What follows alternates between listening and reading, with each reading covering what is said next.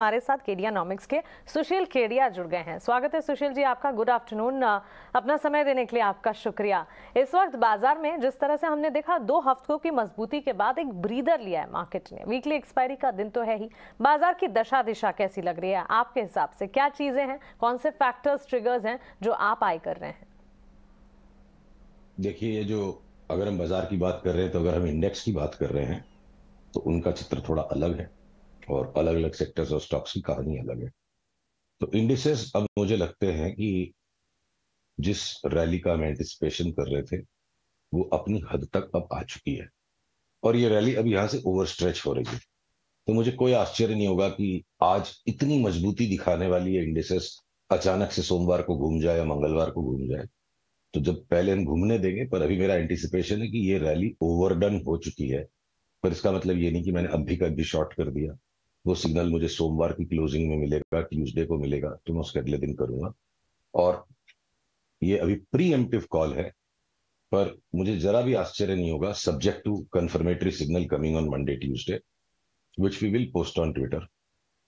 कोई आश्चर्य नहीं होगा कि अगले राउंड में बैंक निफ्टी 4-5 हजार पॉइंट नीचे गिर जाए और निफ्टी वापस 16,400-500 तक आ जाए।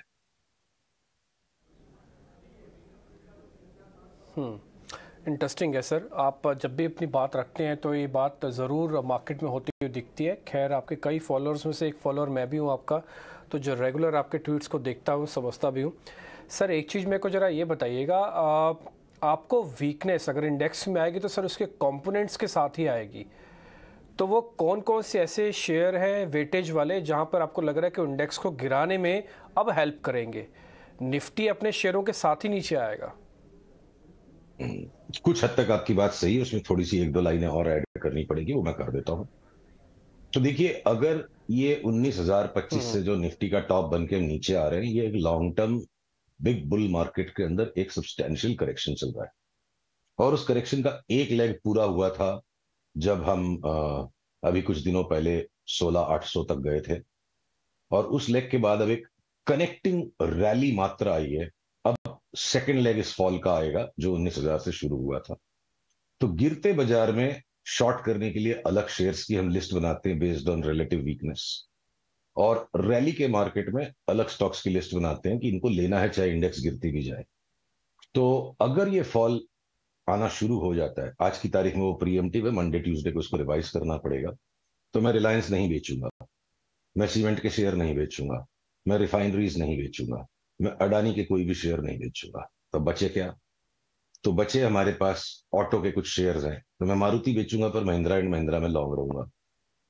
तो केमिकल्स के स्टॉक्स को मैं नहीं बेचूंगा, फर्टिलाइजर्स को मैं नहीं बेचूंगा फिलहाल। तो बचे क्या? बैंक्स। तो बैंक्स में जितने भी ग्लैमरस स्टॉक्स हैं, ये आपका आईसीआईसीआई हो गया या एक्सिस हो गया या एचडीएफसी बैंक हो गया, ये इस फॉल को लीड करेंगे, ऐसा इस वक्त मेरा अनुमान है। आने दीजिए उस फॉल को। और बैंक्स अगर सबसे ज्यादा घटेंगे तब भी मैं पब्लिक सेक्टर बैंक्स को बिल्कुल नहीं बेचूंगा, क्योंकि अगले करेक्शन के बाद जहां भी जाके रुकेगा, मुझे लगता है पब्लिक सेक्टर बैंक्स में अनाप शनाप पैसा तेजी करके बनेगा। तो अर्जुन की तरह दोनों हाथ से तीर तो कोई मार नहीं सकता है। तो जिस चीज में हमें 50-60% भी कमाना है अगले 10-12% करेक्शन के बाद, तो पीएसयू बैंक्स मुझे नहीं बेचने। पर अगर ये फॉल नेक्स्ट वीक स्टार्ट हो जाता है तो मारुति शॉर्ट कीजिए, आईटीसी शॉर्ट कीजिए, आप आईसीआईसीआई बैंक शॉर्ट कीजिए। और आईटी स्टॉक्स तो एज इट इज इनकी रैली पहले ही फिजल आउट हो गई है, तो जहां वीकनेस है उनको और शॉर्ट कीजिए। तो अगर ये शॉर्ट कॉल आएगा तो वो करेंगे। और गिरते बाजार में भी हमें महिंद्रा नहीं बेचना, सीमेंट नहीं बेचना, तो अलग अलग हिसाब से चलेगा बाजार।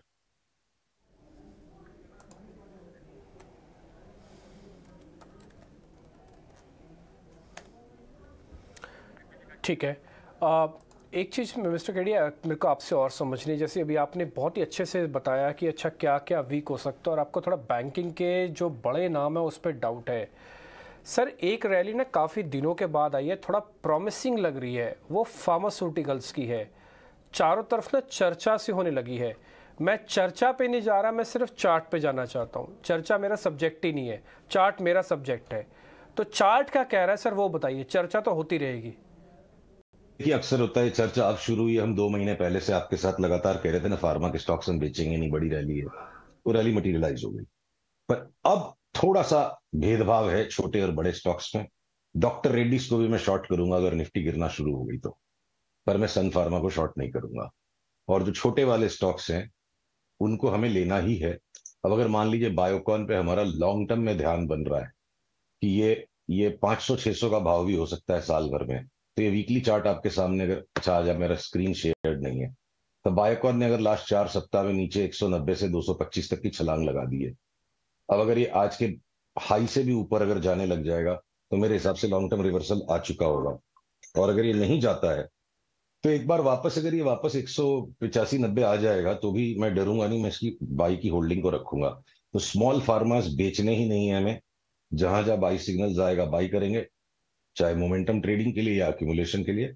और लार्ज फार्मास में से एक डॉक्टर रेड्डीज में 15-20% का करेक्शन अभी संभव लगता है। सुशील जी, 2 महीनों से आप कह रहे हैं कि फार्मा आप नहीं बेचेंगे और आपका स्टांस अब मटेरियलाइज हो रहा है, रैली यहाँ पर और धीरे धीरे मोमेंटम आता हुआ दिख रहा है। आज आप कह रहे हैं कि सीमेंट और रियल एस्टेट और साथ ही केमिकल फर्टिलाइजर आप नहीं बेचेंगे, तो इन स्पेसेस में फिर कौन से स्टॉक्स हैं जो आपके रेडार पर है, क्योंकि वो रैली भी मटेरियलाइज होती हुई हम देखना चाहेंगे। देखिए वैसे तो सारे ही चलेंगे आगे पीछे, पर सीमेंट में मेरे लिए बेस्ट पिक होगा इंडिया सीमेंट। और थोड़ा आराम आराम से, जो देखिए इंडिया सीमेंट की चाल क्या है ना, वो रॉकेट की तरह चलता है, तो उसमें झटके भी बड़े लगते हैं।